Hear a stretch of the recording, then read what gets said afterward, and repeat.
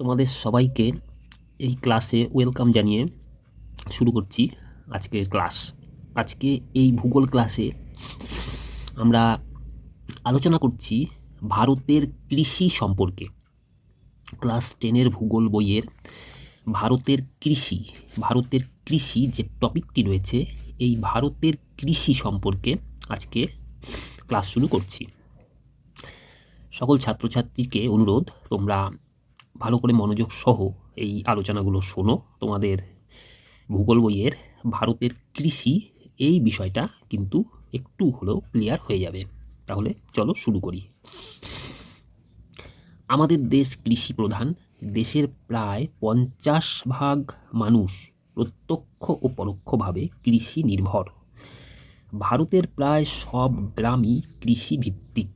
জাতীয় আয়ের প্রায় 15% আসে কৃষি থেকে। তাহলে কি বোঝা গেল? বোঝা যাচ্ছে এটাই, আমাদের দেশ ভারতবর্ষ, এই দেশ কিন্তু কৃষি প্রধান। এই দেশের জাতীয় আয়ের প্রায় 15% আসে কৃষি থেকে।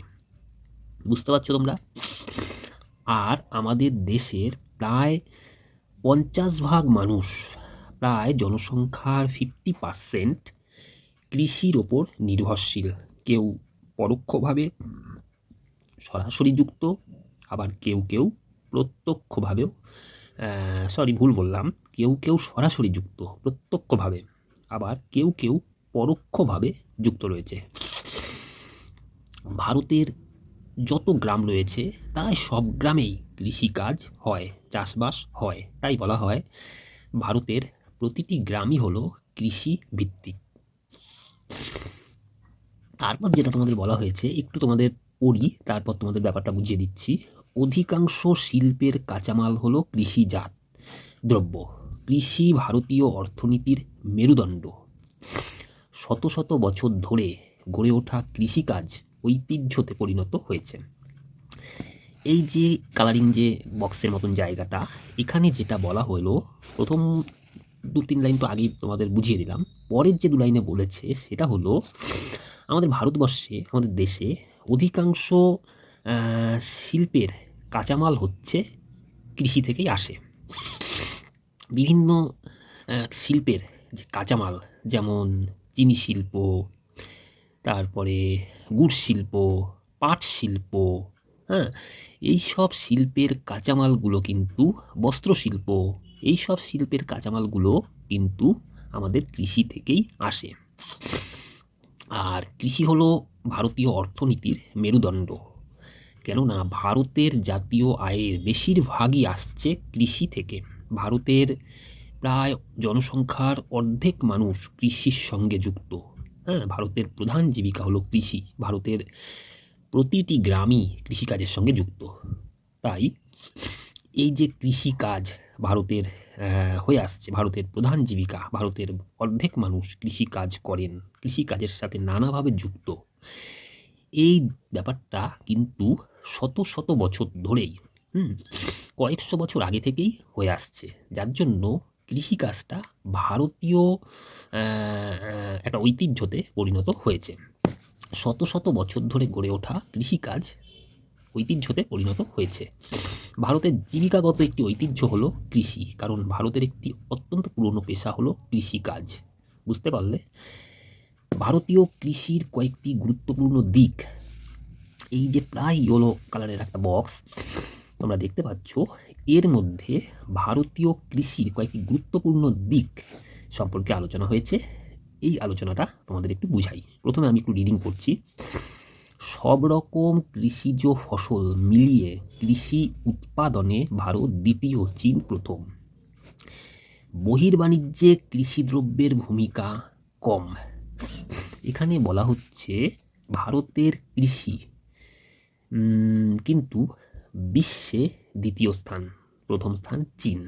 ভারতের কৃষি বলতে শুধু ধান গমকেই বোঝানো হচ্ছে না। ভারতে যত ধরনের চাষবাস হয়, যত ফসল চাষ হয়, সব মিলিয়ে ভারতীয় কৃষি কিন্তু উৎপাদনের দিক থেকে বিশ্বে দ্বিতীয়, প্রথম কিন্তু চীন। কৃষি উৎপাদনে বিশ্বে প্রথম চীন দেশ এবং দ্বিতীয় ভারত। তবে কিছু কিছু ফসল উৎপাদনে কিন্তু ভারতবর্ষ বিশ্বে প্রথম স্থান অধিকার করে, যেমন পাট। পাটের কথাটাই পরিষ্কার মনে পড়ছে যে পাট উৎপাদনে কিন্তু বিশ্বে কিন্তু সম্ভবত ভারত মনে হচ্ছে পাট উৎপাদনে প্রথম স্থান অধিকার করে। যাই হোক, আমরা এটা পুরো ক্লিয়ার করব আরও যত আমাদের কৃষি সম্পর্কে আলোচনাটা আরও আমরা এগিয়ে যাব তারপরেই। আচ্ছা, বহির্বাণিজ্যে কৃষিদ্রব্যের ভূমিকা কম। বহির্বাণিজ্যে কিন্তু কৃষিদ্রব্যের ভূমিকাটা কম আছে। হ্যাঁ, বহির্বাণিজ্যে, আন্তর্জাতিক বাণিজ্যে কৃষিদ্রব্যের ভূমিকাটা কম, অন্যান্য জিনিস নিয়ে আন্তর্জাতিক বাণিজ্যটা বেশি হয়। স্বাধীনতার পর থেকে প্রায় সব ফসলের উৎপাদন বেড়েছে। মোট কৃষি জমির 35% সেচের আওতাভুক্ত। বলা হচ্ছে যে স্বাধীনতার পর থেকে স্বাধীন ভারতে কিন্তু সব ফসলের উৎপাদনই বেড়েছে। ভারতীয় কৃষি তো আমি একটু আগেই বলেছি যে শুধু ধান, গম, পাটের উপর পাটকেই বোঝায় না। ভারতীয় কৃষিতে কিন্তু অনেক রকম ফসল চাষবাস হয়। সব ফসলের চাষের উৎপাদনই কিন্তু স্বাধীন ভারতে বেড়েছে। মোট কৃষি জমির 35% সেচের আওতাভুক্ত। ভারতের যে মোট কৃষি জমি রয়েছে তার কিন্তু 35% সেচের আওতাভুক্ত। যদিও আমি আজকে 2026 সালের তথ্য যদি আলোচনা করা যায় তাহলে কিন্তু সেচ সেবিত কৃষি জমির পার্সেন্টেজটা হয়তো আরেকটু বাড়বে, 35 থেকে আরেকটু বাড়বে। তবে এটা কিন্তু ক্লিয়ার, ভারতের মোট কৃষি জমি কিন্তু সেচের আওতাভুক্ত থাকা দরকার চাষবাসের উন্নতির জন্য, ফসল উৎপাদন বাড়ানোর জন্যে। সেদিকটা কিন্তু লক্ষ্য রাখতে হবে। যাই হোক, ভারতীয় কৃষির কয়েকটি গুরুত্বপূর্ণ দিক তোমাদের বোঝানোর চেষ্টা করলাম। তো কতটা তোমরা বুঝতে পারলে তো তোমরা জানাবে। এবার কৃষিকাজ কি, কৃষিকাজ সম্পর্কে আলোচনা করছি। এই যে ভারতের কৃষি সম্পর্কে এই ভিডিও ক্লাসটিতে আলোচনা করছি। দশম শ্রেণীর ভূগোল বইয়ের যে ভারত অধ্যায়টিতে ভারতের কৃষি টপিকটি রয়েছে, যেখানে বিভিন্ন ফসল উৎপাদন সম্পর্কে আলোচনা হয়েছে, তোমরা পড়েছো বা পড়বে। এই যে ভারতের কৃষি, এই কৃষিকাজ কি, এই ব্যাপারটা আমরা একটু ক্লিয়ার করি। তো প্রথমে একটুখানি পড়ছি তোমাদের বোঝানোর সুবিধার জন্য। জমি থেকে ফসল উৎপাদন হলো কৃষিকাজ। কৃষিকাজ কি? বিভিন্ন ধরনের ফসল উৎপাদন করা, বিভিন্ন ধরনের ফসলের বীজ বপন করা, বীজ রোপণ করা, সেই বীজ থেকে চারা গাছ জন্মানো, গাছ হওয়া, বৃদ্ধি হওয়া, তাদের যত্ন নেওয়া, জৈব সার দেওয়া, জলসেচ করা, এবং সেই গাছগুলো, সেই ফসলগুলো যাতে কীটনাশক দ্বারা কোনোভাবে ক্ষতিগ্রস্ত না হয় সেই দিকটা লক্ষ্য রেখে, এবং সেই গাছের থেকে উৎপাদিত ফসল উত্তোলন করা ভবিষ্যতে, এই ব্যাপারটাই হলো কৃষিকাজ। তাহলে কৃষিকাজ কি তোমরা বুঝতে পারলে?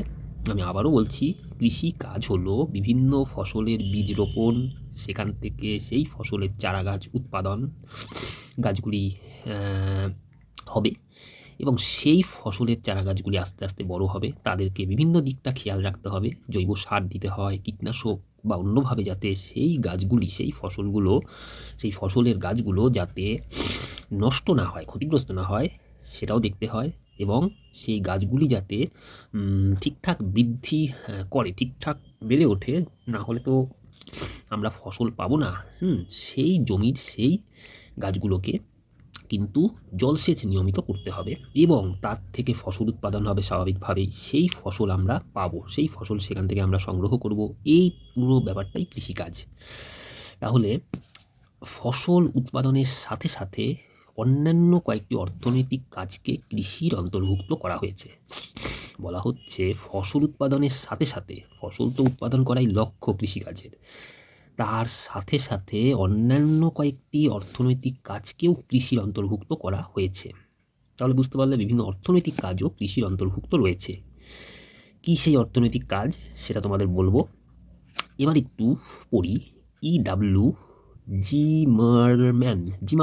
জিমারম্যান এর মতে, স্থায়ীভাবে বসবাস করে মানুষ যখন উদ্ভিদ ও প্রাণীর স্বাভাবিক প্রজনন ঘটিয়ে উদ্ভিদ ও প্রাণীজ দ্রব্য উৎপাদন করে তখন তা কৃষিকাজ। এই যে জিমারম্যান, ইনি যে মত প্রকাশ করেছেন যে কৃষিকাজ বলতে কি বোঝায়। কৃষিকাজ বলতে তার মতে যেটা বোঝায় যে স্থায়ীভাবে বসবাস করে, একটা স্থানে স্থায়ীভাবে বসবাস করতে হবে কৃষিকাজ করতে গেলে। মানুষ যখন কোনো উদ্ভিদ বা প্রাণীর স্বাভাবিক প্রজনন ঘটিয়ে উদ্ভিদ ও প্রাণীজ দ্রব্য উৎপাদন করে তখনই তাকে কৃষিকাজ বলে। তো ওনার যুক্তি অনুযায়ী যদি আমরা আলোচনা করি, দেখো কৃষিকাজ করতে হলে একটি জায়গায় স্থায়ীভাবে বসবাস করতে হবে। কেননা যাযাবরের মতন ঘুরলে তো কৃষিকাজ করা প্রচণ্ড টাফ হয়ে যাবে। তাই কৃষিকাজের জন্য প্রথমেই কিন্তু স্থায়ীভাবে কোথাও বসবাস করতে হবে এবং ফসলের প্রজনন ঘটিয়ে ফসল উৎপাদন করতে হবে। প্রাণীর ক্ষেত্রেও ঠিক তাই। উনি এই কথাটি বুঝিয়েছেন। তাই আচ্ছা আরেকটু বলছি, ফসল উৎপাদন, পশুপালন, মাছ চাষ, ডেয়ারি ও পোলট্রি, রেশম ও পশম উৎপাদন, বন সৃজন কৃষির অন্তর্ভুক্ত।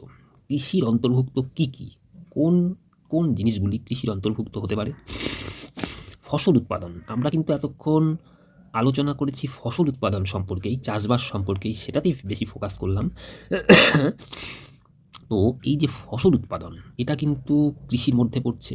তাছাড়াও পশুপালনটাও একরকম, যেটা কৃষিরই অন্তর্ভুক্ত। হ্যাঁ, মাছ চাষ, মৎস্য উৎপাদন, মৎস্য চাষ, হ্যাঁ, পিসিকালচার, সেটাকেও কৃষির অন্তর্ভুক্ত ধরা যেতে পারে। ডেয়ারি, পোলট্রি, রেশম, পশম উৎপাদন, এমনকি বন সৃজন, এগুলোই কিন্তু কৃষির অন্তর্ভুক্ত। তাহলে কৃষিকাজ কি, এটা তোমরা বুঝতে পারলে। কৃষিকাজ হলো একটি জমিতে বীজ রোপণ করে সেখান থেকে চারা গাছ, সেই চারা গাছ ধীরে ধীরে বড় হবে, তাদের সব রকম খেয়াল রাখতে হবে। সার প্রয়োগ, জলসেচ, অন্যান্য বিভিন্ন কীটনাশকের ক্ষতির হাত থেকে রক্ষা করতে হবে। এইভাবে সেই গাছগুলিকে বড় করে সেখান থেকে ফসল উৎপাদন করতে হবে এবং সেই ফসল তুলে ঘরে নিতে হবে। তাহলেই কিন্তু কৃষির থেকে প্রফিট বা ফলটা পাওয়া যাবে। এটাই হলো কৃষি বলতে বোঝায়। তার মধ্যে এখানে তোমাদের ইডাব্লিউ জিমারমান যে বুঝিয়েছেন, সেটিও তোমাদের আমি আলোচনা করলাম। যে উনি যেটা বলছেন যে কোথাও স্থায়ীভাবে বসবাস করে মানুষ যখন উদ্ভিদ ও প্রাণীর স্বাভাবিক প্রজনন ঘটিয়ে উদ্ভিদ ও প্রাণীজ দ্রব্য উৎপাদন করে, সেটাই কৃষিকাজ। আর তোমাদের শেষ কৃষিকাজ কি, তার একদম শেষ দিকে যেটা বললাম যে কৃষির অন্তর্ভুক্ত কী কী হতে পারে। দেখো, কৃষির অন্তর্ভুক্ত হতে পারে যে যে জিনিসগুলি, সেগুলি হলো ফসল উৎপাদন, পশুপালন, মাছ চাষ, ডেয়ারি ও পোলট্রি, রেশম ও পশম, আর বন সৃজন। ঠিক আছে? তাহলে কৃষিকাজ কি, এখান থেকে তোমাদের কীরকম প্রশ্ন আসতে পারে। কৃষিকাজ কি যদি এটাই দেয়, ধরো নাম্বার আছে 2 নম্বর, তখন কিন্তু আমি যেভাবে তোমাদের বুঝালাম যে কৃষিকাজ কি, একটি বীজ রোপণ করে ফসল ঘরে তোলা পর্যন্ত যে ব্যাপারটা আমি অতি সংক্ষেপে বুঝালাম, তোমরা কিন্তু সেটাই বলবে যে কৃষিকাজ কি। আর কৃষিকাজের অন্তর্ভুক্ত, কৃষির অন্তর্ভুক্ত কোন কোন উৎপাদন ব্যবস্থাগুলো, যদি এটা বলা হয় কৃষির অন্তর্ভুক্ত কী কী, তোমরা কিন্তু এইখান থেকে, এই যে ফসল উৎপাদন থেকে শুরু করবে বন সৃজন পর্যন্ত, এই ব্যাপারগুলোই বলবে যে এরাই কৃষির অন্তর্ভুক্ত। বুঝতে পারলে তো কৃষির অন্তর্ভুক্ত কি? তোমরা কিন্তু বলবে না যে কৃষির অন্তর্ভুক্ত শুধু ফসল উৎপাদন, কৃষি চাষবাস করা, এটাই কৃষির অন্তর্ভুক্ত। না, শুধু এটাই কৃষির অন্তর্ভুক্ত নয়। কৃষির অন্তর্ভুক্ত হলো এখান থেকে বন সৃজন পর্যন্ত সবকটি বিষয়ই কৃষির অন্তর্ভুক্ত। কৃষির অন্তর্ভুক্ত কি কি, তার উত্তরে তোমরা কিন্তু এগুলো সবকটিরই নাম বলবে। ঠিক আছে? বুঝতে পারলে? আচ্ছা, তার আগে বলেছিলাম ভারতীয় কৃষির গুরুত্বপূর্ণ কয়েকটি দিক। ভারতীয় কৃষি কিন্তু বিশ্বে সুনাম রয়েছে। যদিও চীন দেশ ভারতের থেকে এগিয়ে, তবু কিন্তু ভারতের কৃষি কিন্তু বিশ্বে মানে সুনাম অবশ্যই আছে। আর তোমার যেটা বলছে বহির্বাণিজ্যে কৃষি দ্রব্যের ভূমিকাটা কম, এবং মোট কৃষি জমির 35% সেচের আওতাভুক্ত। তোমাদের আমি এর পরের যে কৃষি নিয়ে ক্লাসটা করব, সেখানে কিন্তু আমি 2026 সালে ভারতের মোট কৃষি জমির সেচ সেবিত জমির পরিমাণ, পার্সেন্টেজটা আমি সঠিকটা তোমাদের একটুখানি ফোকাস করব। ঠিক আছে? আচ্ছা, আর একদম প্রথমে যেটা বলেছি, আমাদের দেশের প্রায় 50% মানুষই কিন্তু কৃষির সাথে যুক্ত রয়েছে, এবং ভারতের যে প্রধান জীবিকাই হলো কৃষি। ভারতের জাতীয় আয়ের প্রধান উৎসই কিন্তু কৃষি, এবং কৃষি ভারতের একটি ঐতিহ্য। ঠিক আছে? তোমাদের ভারতীয় কৃষি সম্পর্কে আজকে কিন্তু কৃষিকাজ কি, অর্থাৎ এইটুকুই কিন্তু আলোচনা করা হলো। এই কালারটা, এবং ইয়েলো কালারে যেটা বোঝানো ছিল যে ভারতীয় কৃষির কয়েকটি গুরুত্বপূর্ণ দিক আর কৃষিকাজ কী। এই 1, 2, 3টি বিষয় কিন্তু মাত্র বোঝানো সম্ভব হলো আজকের এই ভিডিও ক্লাসে। এবং তোমরা যদি এর মধ্যে থেকেও কিছু না বুঝতে পারো, আমাকে কিন্তু কমেন্টে লিখে কিন্তু সেটা জানাতে পারো। তোমাদের অবশ্যই আমি বিষয়টা ক্লিয়ার করব পরবর্তী কোনো ক্লাসে, ঠিক আছে? আর এরপরে তোমরা দেখতে পেয়েছো যে দেখাই যাচ্ছে ভারতীয় কৃষির বৈশিষ্ট্য। এই ভারতীয় কৃষির বৈশিষ্ট্য থেকে তোমাদের পরের ভূগোল ক্লাসে আলোচনা করে সহজ করে বুঝিয়ে দেওয়ার চেষ্টা করব। আর তোমরা কিন্তু এই ভারতীয় কৃষি ঠিক যেভাবে আমি বললাম, বোঝানোর চেষ্টা করলাম, তোমরা পড়ে রেডি করে নিও। আর এই ভিডিওগুলো পাওয়ার জন্য এই চ্যানেলটা অবশ্যই কিন্তু সাবস্ক্রাইব করো, এবং তোমার বন্ধুকেও বলো চ্যানেলটা সাবস্ক্রাইব করে রাখতে। তাহলে এই ভূগোলের ক্লাসগুলো তোমরা খুব সহজেই পেয়ে যাবে। যাই হোক, প্রত্যেকে ভালো থেকো আর মনোযোগ দিয়ে সময় নষ্ট না করে পড়াশোনা করো। পরের ক্লাসে আবার তোমাদের সাথে দেখা হবে।